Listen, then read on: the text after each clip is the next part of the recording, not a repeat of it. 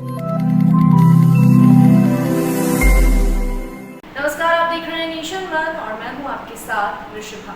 उत्तराखंड की राजधानी देहरादून में फर्जी दस्तावेजों के जरिए जमीनों की खरीद फरोख्त को अंजाम दिया जा रहा है और इस मामले में देहरादून के जाने माने वकील का नाम उजागर हुआ है, जिसके बाद एक के बाद एक कई राज पर से पर्दा उठा है।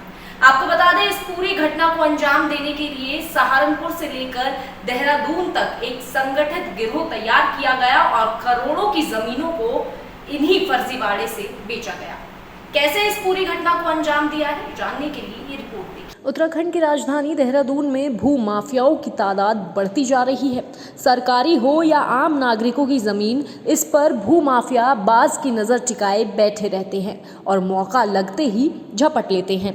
दीमक की तरह ये भू माफिया राजधानी को खोखला करते जा रहे हैं और अब देहरादून के रजिस्ट्रार कार्यालय में भी ये दीमक फैल चुकी है।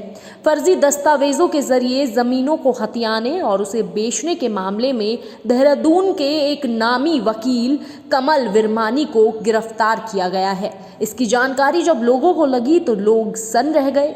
हालांकि इस मामले में अब 9 लोगों की भी गिरफ्तारी हो चुकी है, लेकिन देहरादून के जाने माने वकील कमल विरमानी की गिरफ्तारी ने सबको चौंका दिया। दरअसल ये पूरी कहानी तब शुरू हुई जब इस कहानी में सहारनपुर के भू माफिया केपी सिंह की एंट्री हुई। इस पूरी धांधली को समझने के लिए पहले आपको ये जानना जरूरी है कि उत्तर प्रदेश से अलग होने के बाद भी 23 सालों तक देहरादून के सारी जमीनों के रिकॉर्ड सहारनपुर में ही हैं। भू माफिया केपी सिंह देहरादून में ऐसी जमीनों की तलाश करता जो खाली पड़ी हुई हैं। इसके बाद सहारनपुर से इन जमीनों के रिकॉर्ड्स निकाले जाते और फिर इनके खरीदार भी तलाशे जाते। इस बीच एंट्री होती है इमरान नाम के शख्स की, जो कि केपी सिंह के साथ मिलकर खरीदारों को झांसा देता और फर्जी रजिस्ट्रियों के जरिए जमीनों का सौदा करता। पुलिस से मिली जानकारी के मुताबिक वकील कमल विरमानी के चैम्बर में ही ये फर्जी दस्तावेज बनाए जाते थे। इस पूरे काम में रिकॉर्ड रूम में तैनात कर्मचारियों को भी गिरोह में शामिल किया गया, जिससे कि देहरादून के रजिस्ट्री कार्यालय में फर्जी रिकॉर्ड को संभाल कर रखा जा सके। ये गिरोह रजिस्ट्रार कार्यालय से प्रमाणित कॉपी लेकर उन जमीनों की दाखिल खारिज करवाकर प्रॉपर्टी डीलरों के माध्यम से जमीनों को बेचा करता था। एक बार फर्जी दस्तावेजों के आधार पर रजिस्ट्री होने के बाद सहारनपुर के रिकॉर्ड रूम से मिले दस्तावेजों को जला दिया जाता था।